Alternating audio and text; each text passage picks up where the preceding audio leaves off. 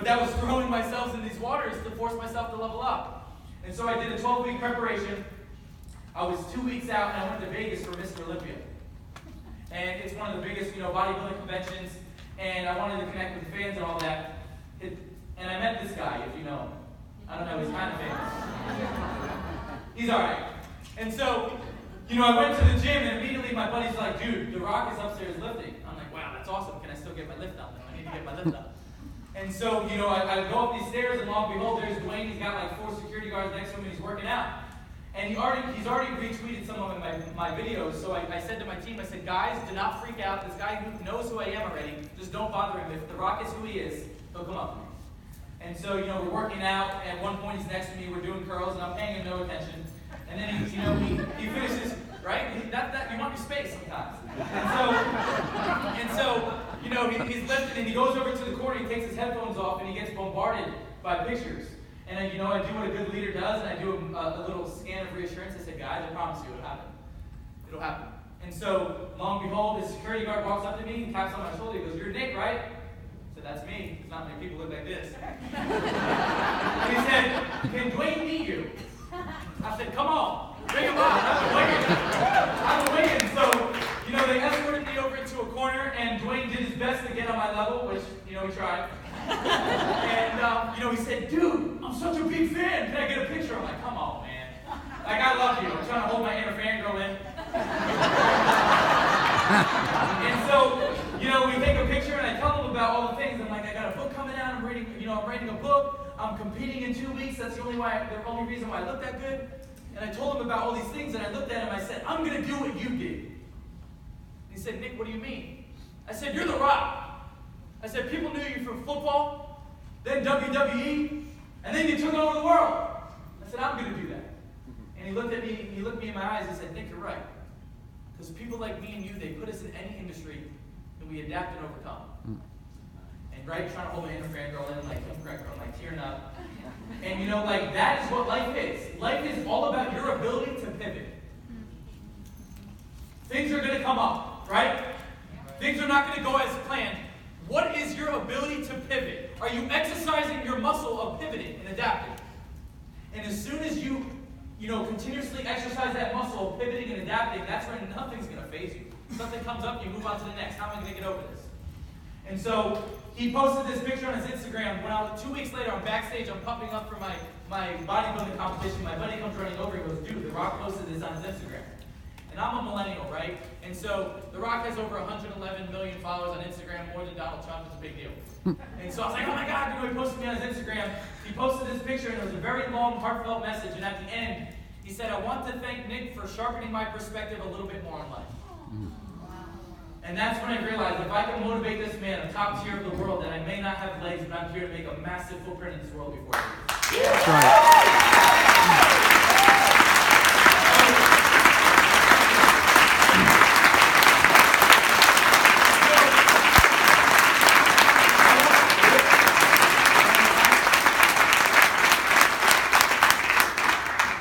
Wrapping up? No. They said no. I have one story. There we go. For sure, they want it. So, gotta listen to the people sometimes, I'm trying to get some tomatoes thrown at me around here. I like this shirt. And so, I'm gonna leave you off. It's a good thing I have one finger. One story. One last story. And that is the meaning you attach behind things. So, a couple months ago, I had the opportunity to work a UFC event. I had the opportunity to work a UFC event. I was in Madison Square Garden, and I got to interview the celebrities, I got to interview the fighters, and let's be real, Nick was feeling like the man. My confidence was way taller than I'll ever be, and I felt like I could run through a wall. And so it was time for me to travel home. And I was traveling alone, and with flights, you have first come, first serve, you have reserved seating. And so your boy pulls up in a wheelchair, and you know what that means. I get to skip the line. And so I skip the line, and I get it. This is first come, first serve. I fly Southwest. This is not a promo. I don't get paid by it. And so it's first come, first serve. I skip the line, and I get in the best seat of the plane. It's the first row, and I sit. It's a 3-seater row, and I sit in the window seat. So there's 2 seats next to me. Here's the window, and I remember the flight attendant saying, "Honey, this is going to be a full flight." I said, "I got my seat. I'm good." And so the plane starts filling in. And people are looking at me and then, looking away. Or they're, hey, and they're looking away or pointing. And I'm 22. My whole life I'm in tune with this, right? I go in public, like I can see things that people don't really catch on. And so the plane's starting to fill in, and no one wants to sit next to me. No one wants to sit next to me. People are whispering and looking away. And I got brought back to that moment in middle school when I felt absolutely disgusted. When I was so uncomfortable in my body that something was so physically wrong with me that no one wanted to sit next to me. And so the plane's filling in, and I'm realizing this, and I'm tearing up. And the plane's filling in, and no one wants to sit there. And finally, two gentlemen, the plane's filled up, and there's 2 seats left, and 2 gentlemen sit there. And I'm looking out the window, and I'm crying. I'm trying to be a stud, right? I'm trying not to let these people know I'm crying. And I thought to myself, I said, Nick, what would you tell the kids? What would you tell the kids that you speak to? What would you tell the adults you speak to? Practice what you preach. What would you tell them in this situation? And I said, it's the meaning I attach behind this, right? Am I going to be the victim of this situation or the victor? And that's when I realized that I can cry all the way home. I can let this affect my day, my week, my month, or Nick can celebrate the fact that he has the most legroom in this plane. What's it going to be? What's it going to be? Snap your fingers for me. In the snap of a finger, I took a situation where Nick was crying, and it was in a disempowering meaning. And I turned it into an empowering meaning and celebrated the fact that I have the most legroom in this plane. And that's what you guys can do each and every day, and something that you can trickle into your kids.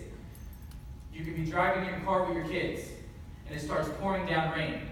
You have 2 options. You say, "Oh, I hate rain."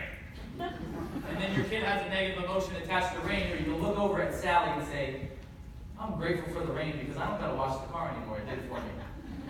What's it going to be? Yeah. So with that being said, I'm done. I want you guys to stand up. We're going to do a chant. We're going to end off with a chant. You guys can help me out. So basically, the biggest disability is a bad mindset. In each and every situation for our kids, for ourselves, we're going to become the victor and not the victim. Am I right? Yes. So we're going to end off on a chant. Usually I do it 3 times, but sometimes I get carried away with energy in the room. This gives you an opportunity to match my energy. I know it's going to be hard, but try your best. We got some music? I'm going to say "we are." And you guys are going to finish off by saying "whoa, whoa," saying "victorious," alright? I say "we are," you guys say "victorious." You ready? We are victorious! Victorious! Victorious! Victorious! Victorious!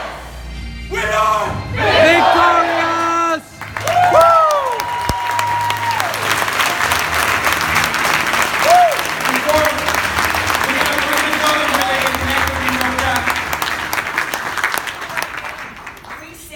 We said we were going to have a surprise guest, honey, and you are the surprise guest. Nick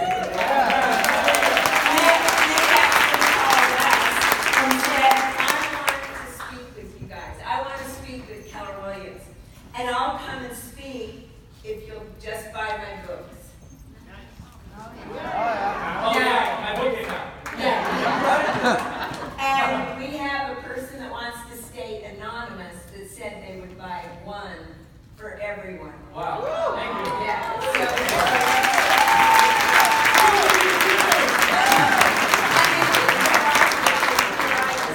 Now here's what I want you to know though. In life, isn't it great to pay it forward? That's what Nick did for us today. He said, I'm going to be there. I'm going to be there for you. I'm going to pour into every single one of you. We had an anonymous donor that said, I'm going to pour into everyone. I'm going to pour into you. And so I'm going to ask, since he started us out with gratitude, and gratitude is best felt when you give it away. Think about your ALC. Think about someone in your life. Think about someone, especially that is in junior high or high school, that could benefit by hearing what Nick has offered to us today. Because in his book, he tells them things like this. Allow those kids to devour the book. So I trust every single one of you will buy a book. Now tell me, where do you buy one? Yeah, so Is the that here? book is on Amazon right now. Unfortunately, with traveling, we were all over. I couldn't get. How many copies we got? 9? We'll have to have a brawl. No, I'm just kidding. But this is my book. So it's Victim to Victor, How to Overcome the Victim Mentality to Live the Life You Love. And so basically it's 15 untold personal stories of mine, the lesson and how you can apply it into your life. And at the end of each chapter, we ask the right questions for you to dive deep and work on yourself. And so this is also a tool that we use a lot with parents and kids. So parents and kids both have their own book, and they hold themselves accountable with gratitude. They work on themselves, and that way it not only holds yourself accountable, but your kids are gaining that perspective that I'm a unicorn. So when you can have, there's not many people like me, so when you can give them that perspective early on that they've never seen in their life, the next time they see someone that's different, they'll think it's the sexiest thing ever.